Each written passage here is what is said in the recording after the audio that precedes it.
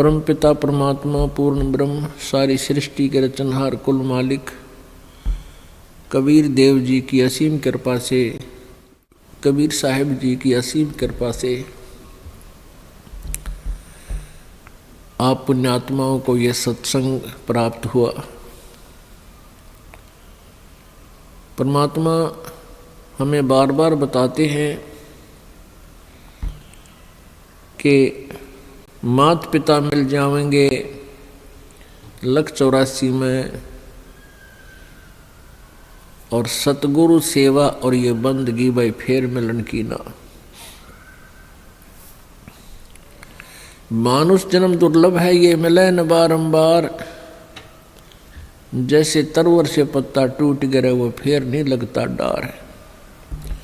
एक बार आपका शरीर समाप्त हो गया, आप उस शरीर में, उसी स्थिति में, उसी परिवार में पुनः नहीं सेट हो सकते।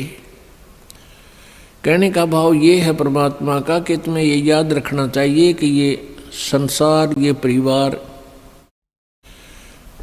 और ये संपत्ति, ये कार आप जी की नहीं है। आप जी का उद्देश्य क्या था? मनुष्य जीवन किस लिए आप जी को प्राप्त हुआ? ये ज्ञान सत्संग से ही होता है, और सत्संग उसे कहते हैं जो सदग्रंथों के आधार से ज्ञान हो, जिसमें सदग्रंथों के आधार से ज्ञान सुनाया जा रहा हो। जो यथार्थ ज्ञान होता है उसे सत्संग कहते हैं।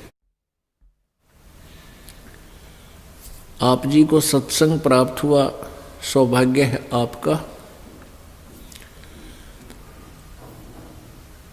ये समय बार बार उपलब्ध नहीं हुआ करते। युगों पीछे आप जी को ये मार्ग मिला है।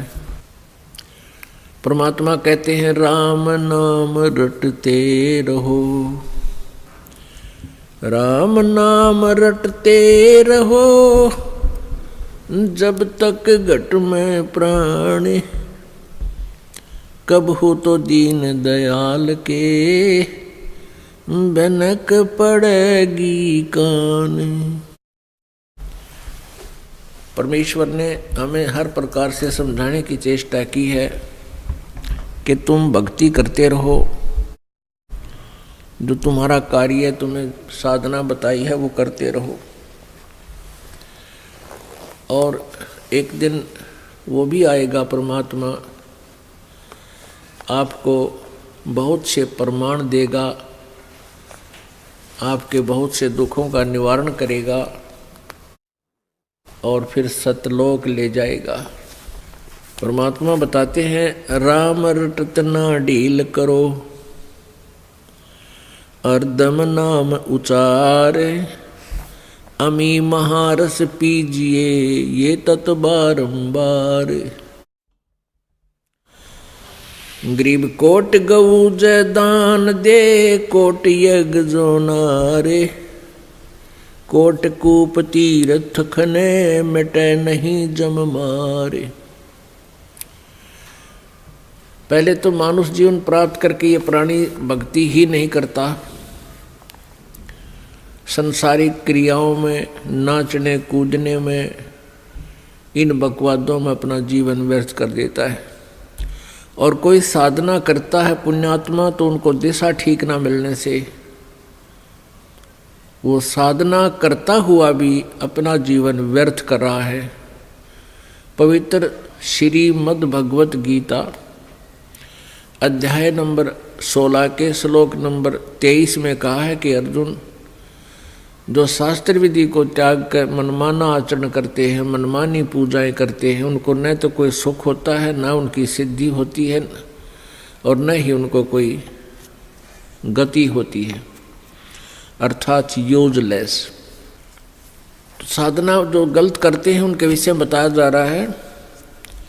गरीब कोट गऊ जे दान दे, कोट यज्ञ जो नारे, कोट कूप तीर्थ खने, मिटे नहीं जम मारे। कोटिक तीर्थ व्रत करो, कोट गज करो दान, और कोटि अश्व विपरो दिए, मिटे न खेचा तान।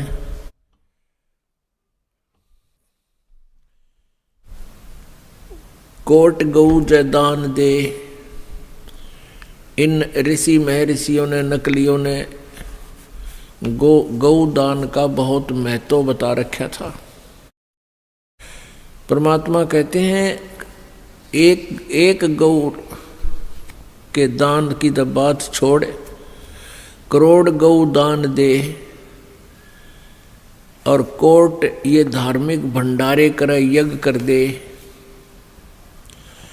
और कोट करोड़ से ये कुएं बनवा दे, और ये बाग बगीचे बनवा दे, मिटे नहीं खेचा ताने।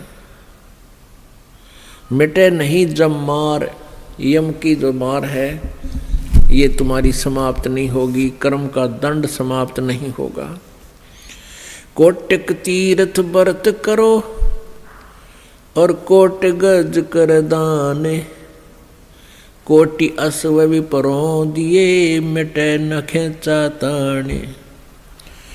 सत साधना के बगैर, सत साधना के बिना ये अन्य पूजाएं, अन्य कितना ही दान धर्म आप करते हो, आपकी जन्म मृत्यु और 84 लाख योनियों की ये भ्रमणा भटकना नहीं मिट सकती। ग्रीव ऐसा निर्मल नाम है, ये निर्मल करे शरीर, और ज्ञान मंडलीक हैं, चकवे ज्ञान कबीर। कहते हैं और जो ज्ञान आप जी को प्राप्त है, कोई हवन यज्ञ ही करता है, कोई स्वाध्याय ही करता रहता है, जैसे एक गायत्री मंत्र बना रखा है यजुर्वेद अध्याय नंबर 36 के मंत्र नंबर 3 को, इसके आगे ओम नाम और लगा लिया, जो कि नहीं लगाना चाहिए था, क्योंकि वेदों में परमात्मा की महिमा और परमात्मा के द्वारा ही वर्णित है। तो उस परमात्मा के लिखे हुए में, परमात्मा के द्वारा दिए गए हम ज्ञान में कोई अपनी तरफ से कोई तिगड़मबाजी करते हैं तो हम उसको बिगाड़ रहे हैं, खराब करते हैं। दूसरे ये ओम नाम तो ब्रह्म का है, और ये भूर्भुवः स्वः तत्सवितुर्वरेण्यं भर्गो देवस्य धीमहि धियो यो न प्रचोदयात्, ये महिमा पूर्ण परमात्मा की है, परम अक्षर ब्रह्म की है। अब जैसे कोई प्रधानमंत्री जी के सामने प्रधानमंत्री जी को एप्लीकेशन लिख रहा हो और उसमें लिख दे मुख्यमंत्री जी, प्रधानमंत्री जी के सामने मुख्यमंत्री लिख दिया तो सारी ये बात बिगड़गी। तो इस प्रकार इस ओम नाम को इस मंत्र के साथ नहीं लगाना चाहिए, और केवल इस मंत्र के जाप करते रहने से मोक्ष नहीं, क्योंकि ये ऐसे तो हजारों मंत्र हैं वेदों में, प्रभु के जानकारी देते हैं, उसके विषय में ज्ञान कराते हैं। उन सभी मंत्रों में एक ही बात कही है कि पूर्ण परमात्मा है, वो सबसे पहले वही था और वही हमारा सबका उत्पत्ति करता है। वो परमात्मा हमें सद्बुद्धि दे, अपने चरणों में हमारा ध्यान लगाए रखे, हम भक्ति करते रहें, बुराइयों से बचें।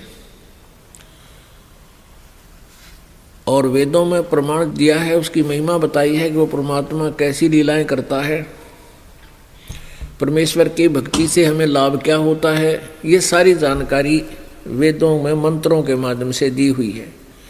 अब उस सारी जानकारी को प्राप्त हो जाने के उपरांत भी हमें मोक्ष नहीं हो सकता जब तक हम वो साधना नहीं करेंगे, वो क्रियाएं नहीं करेंगे जो मोक्ष की है। जैसे इलेक्ट्रिसिटी, इस बिजली की महिमा का ज्ञान है कि ये क्या क्या काम करती है। ये ट्यूब जला देती है, अंधेरे को रोशनी में बदल देती है,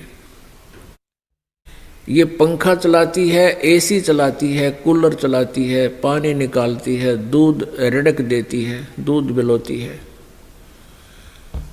फैक्ट्रियां चला देती है, ये तो है जानकारी इस बिजली की, और इस जानकारी का कोई श्लोक बना ले, कोई चाहे कविता बना ले और उस कविता को डेली गा ले, रोज पढ़ ले, उससे लाभ क्या होगा? केवल इतना लाभ होगा कि हमें ये ज्ञान होगा कि बिजली में गुण क्या है, वो क्या काम करती है। जब तक हम बिजली का कनेक्शन नहीं लेंगे तो बिजली लाभ दे को नहीं। तो वो बिजली का कनेक्शन उस महिमा से अलग प्रोसीजर है, अलग से एक तरीका है। उस प्रोसीजर को अपना करके हम फिर बिजली का कनेक्शन लेना चाहिए, और कनेक्शन मिलने के बाद जो गुण हम बिजली के रोज पढ़ा करते, सुना करते, वो गुण हमें मिलने लगे। ऐसे ही वेदों में, गीता जी में, पुराणों में परमात्मा की महिमा बताई गई है, और उनको रोज पढ़ते रहने से केवल इतना लाभ होगा कि हमें प्रभु के गुणों का ज्ञान रहेगा कि परमात्मा ये करता है, परमात्मा ये करता है, अंधे को आंख देता है, कोढ़ी को काया देता है, रोगी को स्वस्थ बनाता है, निर्धन को धन दे देता है और मोक्ष करता है, जन्म मृत्यु से रहित करता है। तो ये गुण है भगवान के। इनको एक बार पढ़ो, चाहे 2 बार पढ़ो, चाहे 100 बार पढ़ो, अच्छी बात है, भगवान के गुणों का जानकारी बनी रहे। लेकिन उसका प्रोसीजर नहीं अपनाया कि कैसे वो मोक्ष करेगा, कैसे हमारे रोग नाश करेगा, कैसे हमारे पाप कर्मों का नाश करेगा, वो तरीका अलग है। पूर्ण संत की खोज करे। पूर्ण संत वही होगा जो 3 मंत्र का नाम जाप देगा। ओम तत्सत, ओम तत्सत, ये सांकेतिक मंत्र है। ओम तत्सत, ओम तत्सत, ये ऐसे नहीं जाप होता। ओम ब्रह्म का जाप है, ये तो सीधा बिल्कुल ठीक है। लेकिन तत् और सत ये गुप्त मंत्र हैं, ये कोड वर्ड हैं, सांकेतिक हैं, वो मंत्र अन्य है। इन तीनों मंत्रों के जाप से पूर्ण परमात्मा की प्राप्ति होगी। और जो पहला मंत्र आपको दिया जाता प्रथम बार, वो हमारा यहाँ से काल के लोक से ऋण उतरेगा, और फिर हम जब तक इस संसार में रहेंगे, संसारिक सुख सुविधाएं, आध्यात्मिक ये भौतिक सुख सुविधाएं हमें इन्हीं प्रथम मंत्र से मिलती रहेंगी। और दूसरा और तीसरा वो सारनाम, ये हमें मोक्ष प्राप्ति करावेगा। तो क्या बताते हैं? तो वो तीनों नाम प्राप्त करके परम संत से फिर वो भक्ति करने से मोक्ष होगा। प्रभु के जो गुण हम सुनते थे वो रोज प्राप्त होंगे आपको। गरीब ऐसा निर्मल नाम है, निर्मल करे शरीर, और ज्ञान मंडलीक है, चकवे ज्ञान कबीर। ऐसा निर्मल नाम है और निर्मल करे शरीर, और ज्ञान मंडलीक है, और चकवे ज्ञान कबीर। एक ऐसा मंत्र है, ऐसा नाम है जो हमारे पाप कर्मों को समाप्त करके हमारे शरीर को, आत्मा को, सूक्ष्म शरीर को निर्मल कर देता है।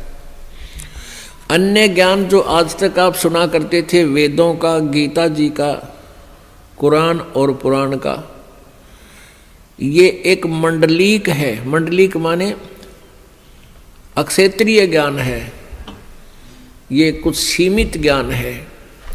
और चकवे ज्ञान कबीर, चक्रवर्ती ऑल राउंड ज्ञान जो है वो परमेश्वर कबीर जी द्वारा दिया गया अध्यात्म ज्ञान है।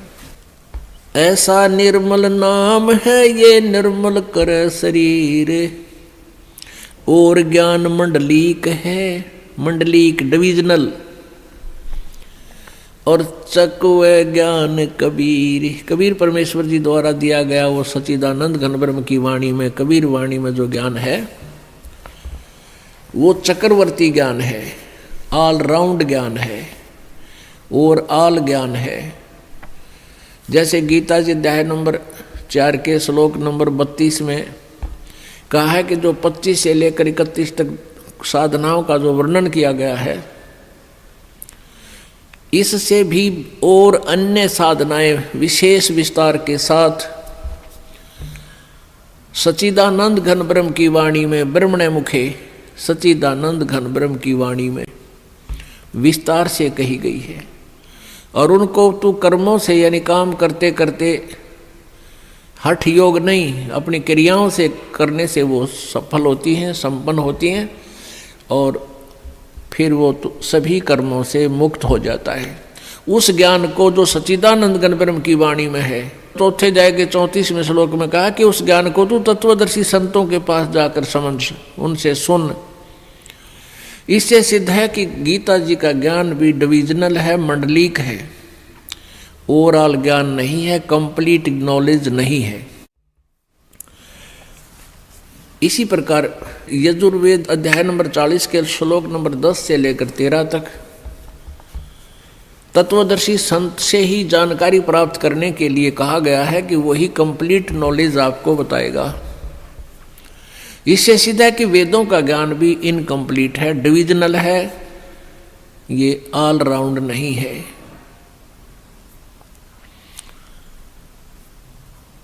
पुण्यात्माओं, परमेश्वर कबीर वो पूर्ण परमात्मा है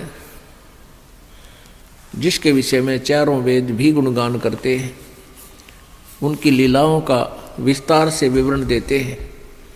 परमेश्वर जी ने 600 वर्ष पहले अपनी प्यारी आत्मा धर्मदास जी से कहा था कि वेद मेरा भेद है, पर मैं ना वेदन के माही, और जौन वेद से मैं मिलूं, ये वेद जानते नहीं, मैं इन चारों वेदों में नहीं हूँ, अर्थात मुझे पाने की विधि इन चारों वेदों में नहीं है। और जिस वेद से मैं मिलूं उस चक्रवर्ती ज्ञान से, वो वेद जानते नहीं। वेदों में भी लास्ट में ये लिख दिया जाता है, नेति नेति नेति। नेति का अर्थ है न इति न इति न इति।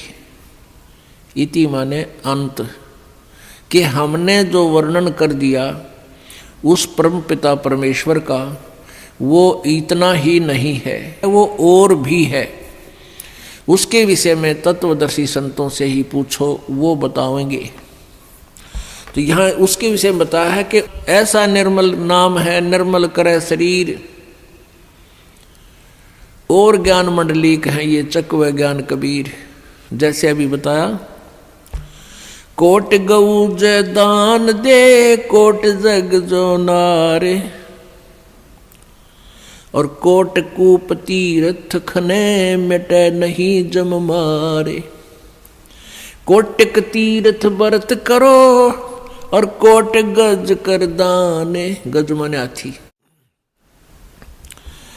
और कोटि अश्व विपरों दिए, मिटे न खेचा ताने। यानी जो साधनाएं, जो क्रियाएं आप जी कर रहे हो, इससे जन्म और मृत्यु का ये दीर्घ रोग नहीं समाप्त हो सकता।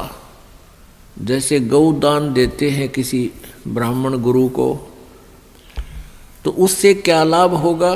मोक्ष नहीं, दान का फल अलग से मिलता है। जब तक आप जी को यथार्थ नाम, सतनाम, सच्चा नाम और सार नाम नहीं मिलेगा, आपका ये जन्म मृत्यु का रोग नहीं समाप्त होगा। जैसे पांचों यज्ञ भी करते हैं, लेकिन इकट्ठी नहीं करते, वो उनको ज्ञान नहीं है। एक यज्ञ है धर्म की, दूसरी यज्ञ है ध्यान, तीसरी यज्ञ हवन की, चौथी यज्ञ प्रणाम, और पांचवी यज्ञ है ज्ञान की। इनमें से कोई तो धर्म यज्ञ करता है, जैसे किसी का लड़का हो गया गणेदन में और गांव जमा दिया, हो गया धर्म भंडारा। कोई केवल हवन यज्ञ ही करता है, स्वाहा स्वाहा, बस हो गया, होगी भक्ति। और कोई मेडिटेशन लगाता सुबह शाम, परमात्मा कहते हैं झूठा ज्ञान। और ध्यान कहाँ लाओ? थारा ज्ञान न नकली है, फिर ध्यान क्या पर लगा रहे हो तुम? ये वाद विदा चतुराई, ये तो दुनिया को मूर्ख बना रहे हो तुम। और यदि ध्यान अभ्यास करते हैं हठ योग से तो वो तप बन जाता है। तप से राज्य प्राप्त होता है। राज्य प्राप्त करके ये प्राणी निरे पाप इकट्ठे करता है। अगले जन्म में वो फिर 84 लाख योनियों में और नरक में दुख उठाता है। कहते हैं शास्त्रों में लिखा कि तपेश्वरी सो राजेश्वरी। तपेश्वर यानी जो घना तप करता है वो ज्यादा समय तक राज्य करता है। और तपेश्वरी सो राजेश्वरी, राजेश्वरी सो नरकेश्वरी। और जितना घना राज करेगा वो घने दिनों तक, ज्यादा दिनों तक नरक में ठोका जाएगा, उतना ही ज्यादा उसका नरक तैयार होगा। किन राजाओं का जो भगवान से डरने वाले नहीं, यथार्थ भक्ति नहीं करते। यदि भगवान से डरने वाला राजा हो और सत साधना करे और फिर वो अपने राजकाज में किसी को सतावा नहीं, दंड नाजायज दे नहीं, तो उस राजा पे भार नहीं बनता, क्योंकि वो भगवान से डरने वाला होता है। वो अन्याय अत्याचार नहीं कर सकता। तो क्या बताते हैं, तपेश्वरी सो राजेश्वरी। तपेश्वर माने जो घना तप करने वाला, सबसे मुखिया, उतना ही ज्यादा शासन करेगा, उतना ही ज्यादा उसको राज्य होगा। और जितना राजेश्वरी जो घना राज करेगा उतना ही नरकेश्वरी, वो नरक में जाएगा। प्रियव्रत नाम का एक व्यक्ति था, उसने बहुत वर्षों तक तप किया, हजारों वर्षों तक। सदग्रंथों में लिखा उसने 11 अरब वर्ष तक तप किया। और फिर 11 अरब वर्ष तक ही उसको राज्य मिला। आप इस चक्कर में ना पड़ियो कि भाई 11 अरब वर्ष तक कैसे जीव आदमी।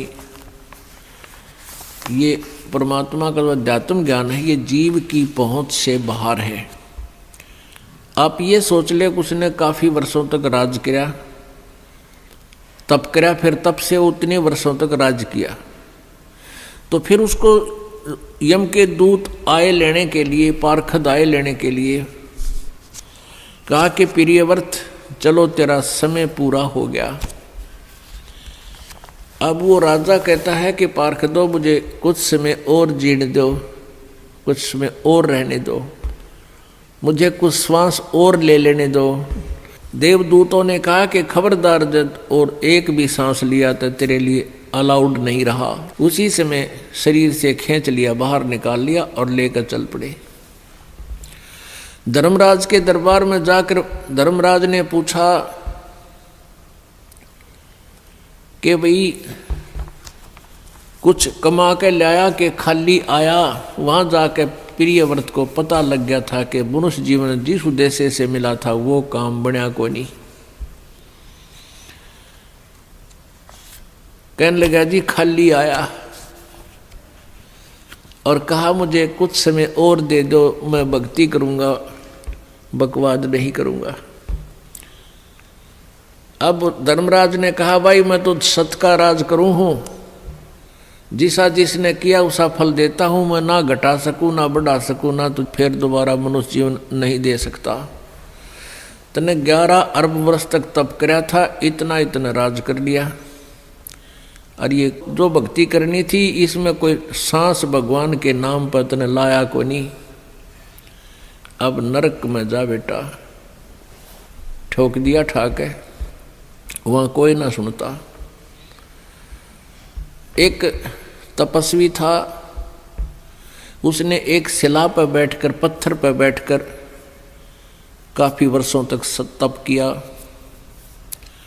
तप करके जब वो वापस दरबार में आया तो न्यायाधीश ने पूछा, उस धर्मराज ने पूछा, धर्मराय ने पूछा कि भाई तपस्वी अदल करूं कि फजल करूं। अदल मीन न्याय और फजल मीन रहम। तो तपस्वी ने कहा कि मैं न्याय चाहूंगा कि मैंने तो तप कराया है डट के। कहने लगा न्याय करो। धर्मराज ने पूछा कि तूने जो तप किया था किस चीज के ऊपर बैठ कर किया था कि शिला पर। वो शिला तेरी है या मेरी? धर्मराज ने पूछा, जिस शिला पर बैठकर तूने तप किया था वो तेरी है या मेरी? अब न्यू कह मेरी है तो लिया क्यों नहीं ठा के सिर पे? ने बोला ना, आपकी है।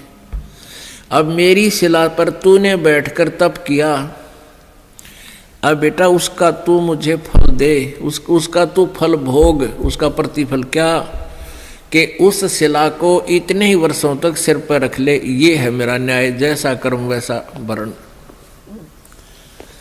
जैसा करेगा वैसा ही भरेगा।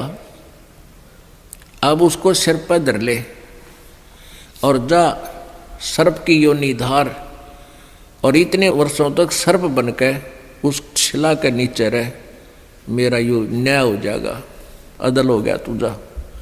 इतना कहते ही फेंक दिया, ठाकर सर्प बन गया और इतने वर्षों तक उस शिला के नीचे वो तपस्वी रहा। उसके बाद उसको तप का फल भी, राज्य भी दिया जाएगा और फिर वो नरक में ठोका जाएगा।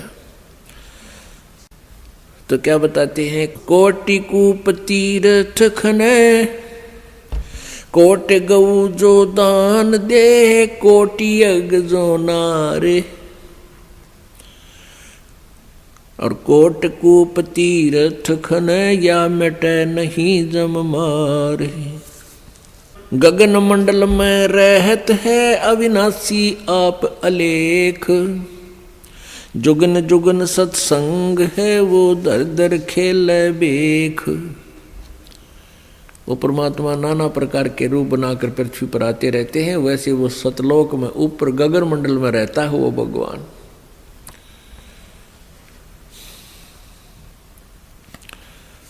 और यही वेद बताते हैं, ऋग्वेद मंडल नंबर 9 सूक्त नंबर 86 मंत्र नंबर 26 और 27 में, ऋग्वेद के ही मंडल नंबर 9 सूक्त नंबर 1, 2, 3 और मंडल नंबर 20 मंत्र 1, मंडल नंबर 9 सूक्त नंबर 96 के 16 से 20 में यह स्पष्ट किया हुआ है कि वो पूर्ण परमात्मा कबीर देव सतलोक में रहता है, एक तीसरे धाम में विराजमान है, वहाँ रहता है। वहाँ से गति करके नीचे आता है, अपनी प्यारी आत्माओं को ज्ञान देने के उद्देश्य से वहाँ प्रकट होता है, उनको प्राप्त होता है, फिर ज्ञान बताता है।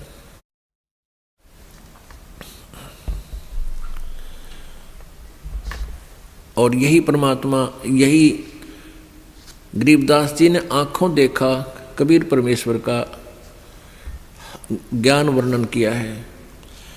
गरीब गगन मंडल में रहत है अविनाशी आप अलेख, और जुगन जुगन सत्संग है वो धर धर खेल बेख। प्रत्येक युग में परमात्मा आते हैं और नाना प्रकार के रूप बना कर वो अपनी प्यारी आत्माओं को मिलते हैं और यथार्थ ज्ञान बताते हैं। निज नाम बिना निपजय नहीं, जब तप कर है कोटे, 184 त्यार है के मुंड मुंडाया गोटे। ये कई प्रकार के ऋषि सिर भी मुंडवा लेते हैं, दाढ़ी मूछ भी खूब मुंडवा कर नौकती कोरा कचकोला कटवा लेते हैं। परमात्मा कहते हैं भक्ति बिना बात ना बने, इस ऊपर के दिखावे से, आडंबर से कोई लाभ नहीं। निज नाम बिना निपजय नहीं, निपजना माने कोई भी फल प्राप्ति नहीं होगी। चाहे जप तप कर हैं कोट, नकली नामों के जप और हठ योग चाहे करोड़ों बार कर लो, 184 तैयार है, ये 84 लाख योनियों के दंड तुम्हें तैयार हैं, और के मुंड मुंडा लिया गोट। गरीब ऐसा सतगुरु से ये जो सतनाम दरडावे, बरमी गुरुआ मत मिलो जो मूल भी गंवावे। ऐसा सतगुरु मिला जो सतनाम पर दृढ़ करे कि यही भक्ति है और भक्ति नहीं करना, और ये भरमी गुरुआ ना मिलो जो आपके मूल जीवन को, मनुष्य जीवन को बर्बाद करवाता है। ग्रीव पंडित कोटि अनंत हैं, ये वक्ता कोटि अनंत है, श्रोता कोटि अनंत हैं, पर बिरले साधु संत। परमात्मा कहते हैं कि संस्कृत के जानने वाले पंडित विद्वान बहुत मिल जाएंगे और लतीफेदार कथा सुनाने वाले वक्ता भी बहुत मिल जाएंगे, उनके पास श्रोताओं भी लाखों की संख्या में मिल जाएंगे, लेकिन बिरले साधु संत जो सत साधना करते हैं वो साधु कहलाते हैं। कहते हैं वो बहुत कम मिलेंगे, बिरला ही पाओगा कोई जिसको सत्य ज्ञान हो। जिन मिलते हैं सुख उपजय और मिटते कोटि उपादे, भवन चतुर्दश ढूंढियो वो परम स्नेही साधे। राम सरीखे साधु हैं, ये साध सरीखे राम, सतगुरु को सजदा करूं जिन दिन निज नाम। कहते हैं संत तो बहुत हैं और छोटी मोटी सिद्धि शक्ति दिखा करके आप जी को वो प्रभावित भी कर लेंगे, आप जी उनको भगवान भी मान लोगे। लेकिन कहते हैं सतगुरु के सिजदा करूं, सतगुरु के सिजदा करूं, ओह जिन दीन्हा निज नाम। कहते वो बलिहारी हूँ उस गुरुदेव पर जिसने यथार्थ मंत्र हमें दे दिया, बाकी छोटी मोटी राहत से हमें हमारा काम नहीं चले। जैसे परमेश्वर से परिचित होने के उपरांत आदरणीय दादू साहिब जी ने कहा था, और संत सब कूप हैं केते दरिता नीर, दादू अगम अपार है वो दरिया सत कबीर। कहते हैं कुछ एक तो संत ऐसे समझो जैसे कुआं हो, थोड़ी सी राहत मिल गई लेकिन कुएं से सिंचाई भी नहीं हो सकती। और कहते धरीता नीर, और अच्छे कोई संत साधु भक्ति के से सिद्धि युक्त है, वो ऐसे समझ लो जैसे कोई छोटा मोटा झरना को थोड़े बहुत अक्षेत्र को सिंचाई कर सकता है। लेकिन दादू अगम अपार है वो दरिया सत कबीर। और दरिया का इतना जल होता है कि बहुत कितने क्षेत्र ने सिंचाई कर ले फिर भी पानी जल समाप्त ना हो, अर्थात पूरा लाभ पूर्ण परमात्मा ही देता है। तो ऐसे ही यहाँ बताया है, राम सरीखे साध हैं, ये साध सरीखे राम। जैसे तुम तीनों देवताओं को श्री ब्रह्मा विष्णु महेश को भगवान मानते हो, कहते इनसे भी थोड़ी बहुत राहत मिल जाती है, लेकिन जब तक निज नाम यथार्थ मंत्र सतभक्ति नहीं मिलेगी। सतगुर के सिजदा करूं जिन दिन निज नाम, बिन भक्ति क्या होते हैं दरु को पूछो जाई, सवा शेर अन पावते अटल राज दिया ताही। अब भक्ति से कहते हैं आपको जय तुझे राजपाट कुछ चाहिए हमरा इधर ले ध्यान। जैसे दोरू जी और उसकी माता जी को अलग से एक मकान में रखा जाता था और तोल के सवा शेर अन्न दिया जाता था दोनों माँ बेटों को। फिर दोरू ने अपनी माँ से प्रश्न किया कि माँ ये मेरे पिताजी को राज किसने दिया है, क्योंकि उसकी मौसी जी ने, दोरू की मौसी ने दोरू जी को उसके पिताजी के गोडों से, जो उनमें बैठा था उनके गोद में, गोद से छीनकर बाहर फेंक दिया था, लात मार दी थी कि तू यहाँ नहीं बैठ सकता। तो रोता हुआ अपनी माँ के पास आया और कहा, माँ ऐसे ऐसे मेरी मौसी ने मेरे साथ ऐसा किया। माँ ने कहा, बेटा उनका राज है, हमारा राज है नहीं। तो उसने पूछा, माँ राज किसने दिया है मेरे पिताजी को? माँ ने कहा, बेटा भगवान ने की लीला है, वही देता है सबको। उसी दिन से घर त्याग कर चल पड़ा कि मैं राज मांगूंगा भगवान से। भक्ति की तो मालिक ने उसको राज दे दिया। कुछ दिनों के बाद उसका मौसी वाला भाई मार दिया किसी शत्रुओं ने, और वो राज्य फिर ध्रुव को प्राप्त हुआ। तो परमात्मा कहते हैं बिन भक्ति क्या होत है, ध्रुव को पूछो जाई, सवा शेर अन पावते अटल राज दिया ताही। भक्ति करने से अटल राज दे दिया, नहीं तो सवा शेर अन्न तोल के मिला करता फिर ठाठ कर दिए इस भक्ति के कारण। कहते हैं मालिक ही सब कुछ दे सकता है, पूरी श्रद्धा के साथ साधना करो। लेकिन हमने अब ये ज्ञान हो गया कि हमने यो राज तो मांगना है को नहीं, आग लगे इसे राज के जिसने फिर नरक में जाना हो। परमात्मा कहते हैं तीन लोक का राज जय जीव को कोई दे, लाख बधाई क्या करे जय नहीं सतनाम से ने। यदि जिसके पास सतनाम नहीं है, चाहे उसको तीन लोक का भी राज मिले, कहते के बधाई गावे ही तो नरक की तैयारी कर ली। बिन भक्ति क्या होत है, भावे काशी क्रोत ले, मिटे नहीं मन वासना बहुविध भ्रम संदेह। भक्ति बिना क्या होत है, ये भ्रम रहा संसार, रति कंचन पाया नहीं रावण चलती बारे। ओह, परमात्मा कहते हैं बंदी छोड़ कबीर जी, और उन्हीं से प्राप्त ज्ञान को गरीबदास जी बता रहे हैं कि भक्ति बिना क्या होता है, यो भटक रहा संसार। और रति कंचन 1 ग्राम सोना भी नहीं प्राप्त हुआ, रावण चलती बार। सर्व सोने की लंका थी वह रावण से रणधीरम, एक पलक में राज विराजी जम के पड़े जंजीरम।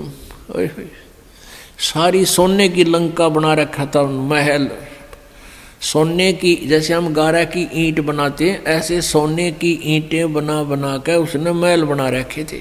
ओए होए, लेकिन सत भक्ति की नहीं। भक्ति तो की उसने, तमोगुण भगवान शिव की, लेकिन पूर्ण परमात्मा की परम अक्षर ब्रह्म की साधना नहीं की। उसके विषय में कह रहे हैं कि सत भक्ति बिना क्या होता है, ये भ्रम रहा संसार। और रति कंचन, रति माने 100 ग्राम भी, रति कंचन, कंचन मीन सोना श्रवण गोल्ड, रति कंचन पाया नहीं रावण चलती बार। जाते समय 1 ग्राम भी सोना लेकर नहीं गया और फिर नरक में ठोका गया। गरीब धना भगत की धोन लगी, बीज दिया जिंदा ने, सूखा खेत हरा हुआ काकर बोई जाने। अपने आत्मा परमात्मा से जो अनहोनी होती है और हुई है, अब भी हो रही है,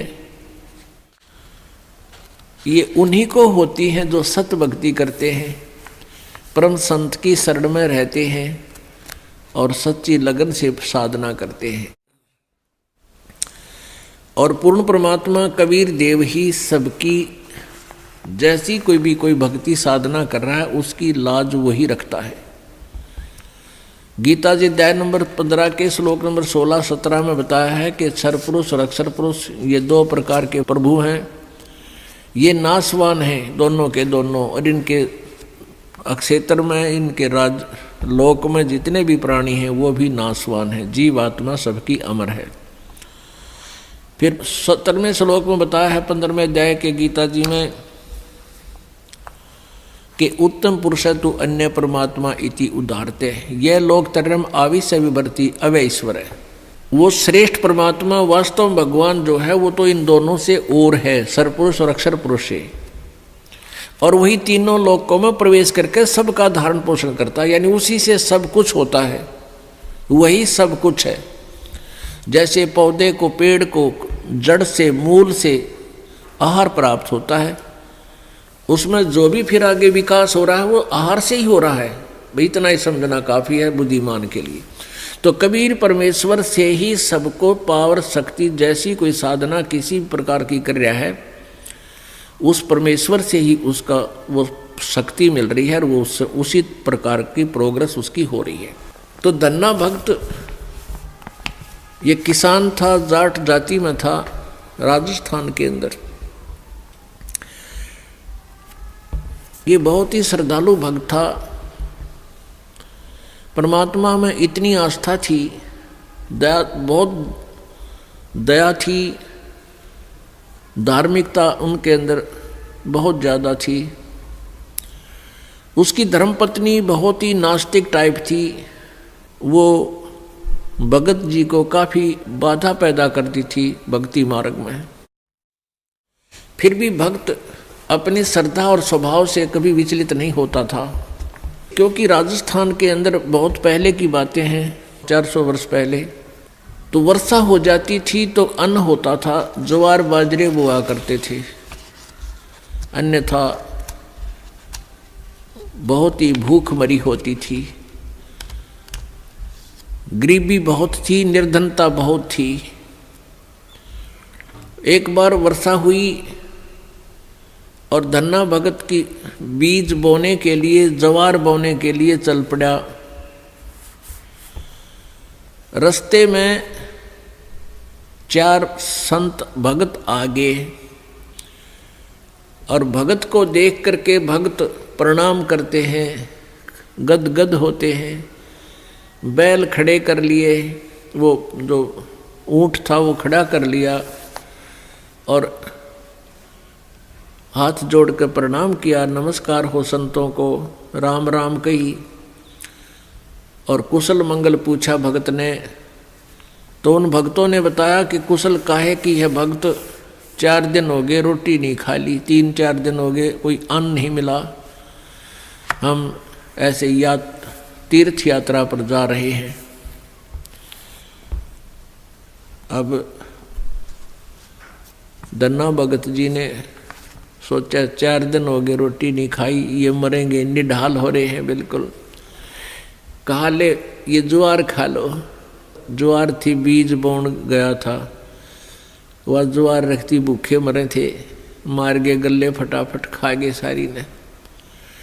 अब भगत ने सोचा ज्वार तो खा ली भगतों ने और बीज ना बोया तो पड़ोसी लोग जाके घर में बताएंगे, पड़ोसी किसान, कि आपके खेत में बीज क्यों नहीं बीजा तुमने, और फिर मेरी पत्नी है वो मेरा सिर खावेगी, लड़ाई करेगी। उसने कंकर उठा ली, कहीं से ही कंकर इकट्ठी कर ली खेतों से और वो डाल ली थैले में, और जैसे और किसान बीज बीजे थे ऐसे डाला सारे के, और उसके ऊपर का हल चला के आ गया। अब कुछ दिनों के बाद क्या हुआ कि अन्य पड़ोसियों के तो ज्वार उगगी और भगत जी के खेत में ये मतीरे तुम्बे, ये मतीरे से मोटे मोटे हुआ कर, ये तुम्बे उग गए, जो सीताफल जितने बड़े बड़े हुआ कर तुम्बे। अब एक पड़ोसन ने जाके उसकी पत्नी से कहा, धन्ना भगत की पत्नी से, उससे पूछा कि तुमने ज्वार नहीं बीजी थी क्या? धन्ना भगत की पत्नी ने कहा क्या मतलब? कि आपके खेत में तो वो तुम्बे मतीरे अपने आप उग गए हैं, वो तो आप उग गया करे, वहाँ बोने नहीं पड़ते राजस्थान के क्षेत्र में। कहने लगे आपने कुछ बीजे नहीं रखा, उसमें तो निरा कुबाड़ जाम गया, वो तुम्बे पैदा हो गए, नर्रे इतने पड़े हैं बिना गिनती के, इसे मोटे मोटे। अब उसने सोचा कि भगत मार गया डंडी दिखे। धन्ना भगत की पत्नी ने सोचा भगत जी कर गया गड़बड़, और इसने बीज भी कितने दान में दिया होगा। अब उसने सोची एक बार खेत देख कर आऊँ, पाछे मगज मारूंगी इसके लिए। अब वो खेत में अपने पति से कहने लगी कि खेत में जाके आऊँ, मैं ज्वार देख कर आऊँ। भगत जी बोलिया है को नहीं। भगत जी को तो पता था वहाँ क्या मिलेगा, अपना चुप बैठा। और वो भगत धन्ना भगत जी अपने मित्रों के साथ उसी से मैं बातें करता था, भक्ति की चर्चा जब हुआ कि तक खेत खात में चली जाया करती। वह खेत में गई, उधर से अपने भक्तों के भगत आगे उड़े बैठे बैठे भगवान की चर्चा कर रहे हैं, आंखों में आंसू आ रहे हैं। और वह भगतनी आव है कति लाल पीली हुई है, जान गया भगत आ गई या तो भाई करड़ाई। अब देखी जाएगी, जो होगा ही होना तो है ही। और वह कहकर एक मतीरा तोड़ जाई, तुम्बा इतना बारा मोटा सर पर धरी नो, अब इसका सर में मारूंगी। आकर ने बोली भगत जी खेत में बीज ज्वार बो का आया था। भगत जी न्यू कर ली नाड़ तले ने, और उसने नो सर में मारा। वो मतीरा मारने के उद्देश्य से नो सर में ठोकन खातिर वो न्यू कर गया थोड़ा सा, वो धरती में लाग के फूट गया। नो बोली बालक तन्ने खाएंगे के उड़ा मतीरे उग गए सारे, तो बीज कित फूक गया। तो वो मतीरा जो था वो तुम्बा था, धरती में लाग के फूट गया। फूट गया तो उसमें एक दड़ी यानी 5 किलो लगभग ज्वार निकली। ज्वार अब एक बार तो अब भगत जी की तरफ देखा, वो नौकरें पड़ा था, एक तरफ देखा ज्वार का ना, अक्तुम्बे में तो ज्वार निकल आई। और वो न्यू बार बार देखा है, भगत जी ने भी देखा कि मैं शांत होगी के चक्कर है, उन्हें देखा है तो तुम्बे में तो ज्वार निकल रही है। तो भगत ने 100 शुक्र मनाए, परमात्मा करड़ाई टाल दी, या ज्वार ने रोए थी या दरी ज्वार आपने दे दी। इतने में फिर अब उसके मन में न्यू आई कि कदे और भी तुम भी ज्वार पाओगी। फिर तो ले कर चद्दर और ले कर मोगरा डंडा बाज ली, वहाँ बिछा ली चद्दर और मतीरा दरा डंडा मारा, नो उठा के फेंक दे, परल दे ही ज्वार निकला। ढेर लग गया उस ज्वार का। और औरा कहते इतनी खड़ी थी सुक्की, और वर्षा हुई नहीं, उनकी खत्म होगी गांव वालों की। और भगत के उस खेत में तुम ब्या मत ज्वार निकला, दुनिया देखना हुए।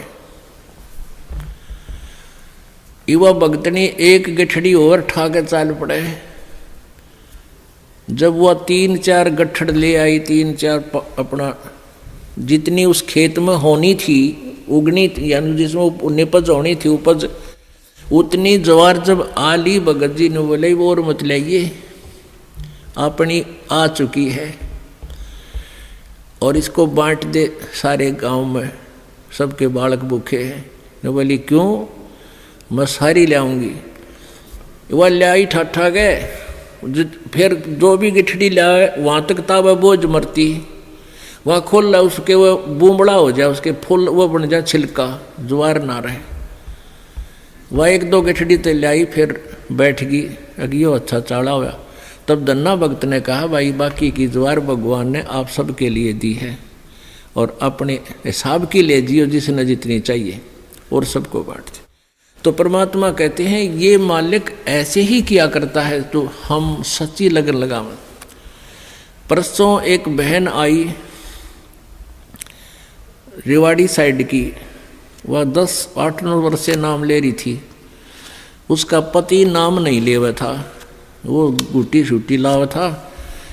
फिर उसने वो तकलीफ होगी, कोई बीमार सिमार हो गया, उसने भी नाम ले लिया। वो नाम लेकर गए थे, वो अकेला वो ले गया था, और वह पत्नी उसको दिलाकर नाम लेकर गई थी। वो पहले से लिए हुई थी नाम, उसकी पत्नी। वो ना मान्या करता पहले बिल्कुल भी, वो बीमार सिमार सा हो गया, फिर नाम ले लिया। उसके पति ने 1700 रुपये रखे थे, गरीब सा काम, बिल्कुल निर्धन से है। और 15 नोट थे 10-10 के 150 रुपये उन 1700 में। तो उसकी पत्नी को कुछ पैसों की आवश्यकता थी, भगत ने कहा कि वहाँ से उठा ले, 1700 रुपये रखे हैं। तो उसने देखा वो 1700 तो रखे थे, उसने थोड़े से चाहिए थे, 100-200 निकाल लूँ। तो उसमें देखा तो 1700 तक होना, वो जो 10-10 के नोट थे वो 1-1 हज़ार के बन गए। वो 15,000 रुपये तो वो 150 रुपये के हो गए। और बाकी वो जो 1700 का जोड़ अलग रह गया 1450 1500 वह न्यारी। तो वह कहने लगी भगत ने अकाइयत ने के दिखाऊं क्या देख के कर दिया परमात्मा ने, हमारे गुरुदेव ने कबीर परमेश्वर ने के कर दिया कि ये तो घने रुपये हो गए, 15,000 हो गए, ये तू 150 बताओ था तो 1500 है बोला। वो कहने लगा हमारे 15,000 तो मैंने देखे को नहीं है, कई साल हो गए, 15,000 कितना है कि देख ले के हो गया यूँ। तो भगत ने कहा है कि तो ये घने दिन पहले की नाम ले रही है, गुरुजी ने के बारे में आप ही ज़्यादा जानते हो, मन तैयबा नाम लिया है, ये के कर दिया हमारे घर पे, यानी तू ही ज़्यादा जान सकती है आपके भगवान के बारे में। तो पुण्यात्मा हुआ बेबे फिर यहाँ पैसे लेकर आई, पाठ करवाया। ने बोले जी ये वो नोट कति नए कति जानो ये गड्डी में काट के लाए, ऐसे 5 नोट उस बहन ने दिए यहाँ पर। तो पुण्यात्माओं पहले तो एक उदाहरण धन्ना भगत जी का आज तक गुणगान किया जाता है, और यहाँ परमेश्वर कबीर जी की कृपा से उस परम पिता परम अक्षर ब्रह्म की रजा से या गिनती नहीं इसे चमत्कारों की।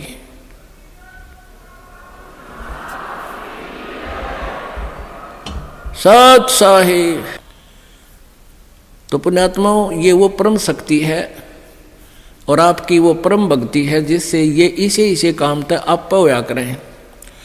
अब जैसे परमात्मा ये भी कहते हैं कि वो संत नहीं जो चमत्कार करे, और वो भी संत ने जिस तरह से चमत्कार ना हो। बताओ दोनों बात कि एक तो न्यू का जात रह न्यू हो जाएगा, वो संत नहीं, वो ढेर आदमी है। और जिस संत से उपदेश लेने के बाद ऐसे पेटे नहीं भरे, इस प्रकार की रजा नहीं बख्शी गई, तो वो भी संत नहीं है। यानी संत ये नहीं कहता तरह होंगे, लेकिन वो क्रिया ऐसी बता देता, वो हंग होंगे, अपने आप होंगे, ना चाहते हुए भी होंगे। ऐसे बहुत से प्रमाण हैं। ये वो परमात्मा है पूरी पृथ्वी का सोना बना दे, पर फिर रोटी कितने खाएंगे। ये सब कुछ दे सकता है आपको, लेकिन फिर आपका आड़े जी लाग जाएगा। इसलिए इतना ही देते हैं जिससे तेरा काम चला रहे और परमात्मा की याद बनी रहे। परमेश्वर हमें याद दिलाते हैं, आप पे आरती, आप पे साजे, आप पे किंगर, आप पे बाजे। अपने ऊपर ही उदाहरण देकर कहते हैं साईं इतना दीजिए जिसमें कुटुंब समावे, और हम भी भूखे ना रहे, अतिथि न भूखा जावे। और कहते हैं कि इस सुख के माथे पत्थर पड़ो जो नाम हृदय जावे, और बलिहारी उस दुख के जो पल पल नाम रटावे। परमेश्वर कहते हैं कि ऐसा सुख भी ना मांगियो जिस तो भगवान तो भूल पड़े। आग लगे इसे सुख का जो भगवान तो दूर करे, और बलिहारी उस दुख का जो भगवान याद दिवावे। हे परमात्मा ऐसा दुख भी दिए रखना जिससे तेरी याद बनी रहे। गरीब धन्ना भगत की धुन लगी, बीज दिया जिन दान, सूखा खेत हरा हुआ वा काकर बोई जाने। अब वो खाली खेत हरा हो गया, खाली कांकर बो आए थे और मौज मचा दी भगवान ने। इसलिए परमात्मा कहते हैं राम रसायन पीजियो यो अवसर यो दाव, पीछे फिर पछताओगे फिर चला चली हो जावे। परमात्मा बंदी छोड़ कहते हैं भाई भक्ति करा करो गणी गणी। और ये समय ये दाव फिर नहीं लगेगा। मनुष्य जीवन की प्राप्ति, ऊपर से वो सही भक्ति मंत्र भक्ति की साधना प्राप्त होना, ये एक दाव लग गया आपका। और पाछे फिर पछताओगे जब चला चली हो जाए, मरते नहीं कहेंगे ठाओ ठाओ चलो चलो, कहते फिर पछताओगे यहाँ से। गरीब कहता दास गरीब है बांदी जाम गुलाम, तुम हो तैसी कीजियो ये भक्ति ही रंबर नाम। गरीब भूमि भरोसे डूबे हैं ये कल्पत हैं दो दीन, सबका सतगुरु कुल धनी मगर भयालो लीन। अब क्या बताते हैं गरीबदास साहिब जी के भूमि भरोसे डूब रहे हैं, भटक अपनी भक्ति नष्ट कर रहे हैं, और कल्पत हैं दो दीन, हिंदू और मुसलमान, ये दोनों धर्म ये भटक रहे हैं, मार्ग से दूर चले गए हैं। और सबका सतगुरु कुल धनी, मगर भयो लोलीन। भूमि भरोसे डूबते हैं। जैसे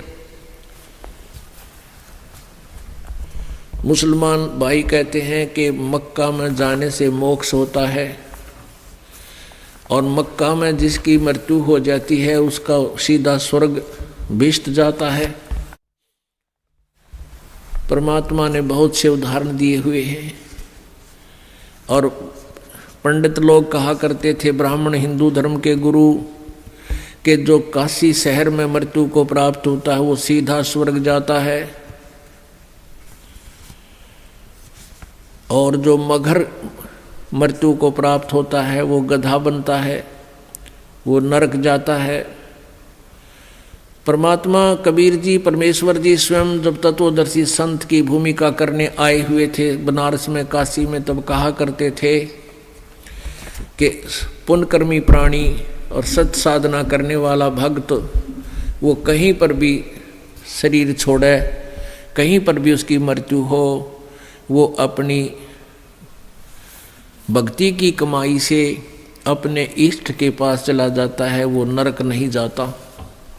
और दुष्कर्मी प्राणी, सत भक्ति ना करने वाला भक्त, चाहे कहीं पर भी काशी मरो चाहे मगर मरो, वो सीधा नरक में जाता है।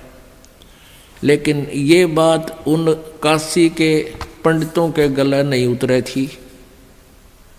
इस भ्रम को मिटाने के लिए परमेश्वर जी, कबीर जी ने कहा कि भाई मैं मगर में शरीर छोड़ूंगा,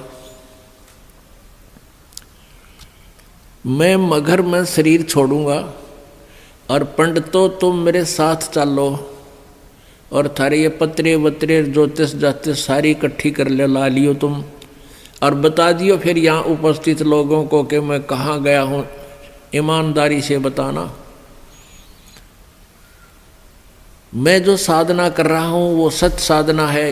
परमात्मा एक लीला करने आए थे, उदाहरण देने आए थे और भ्रम मिटाने आए थे।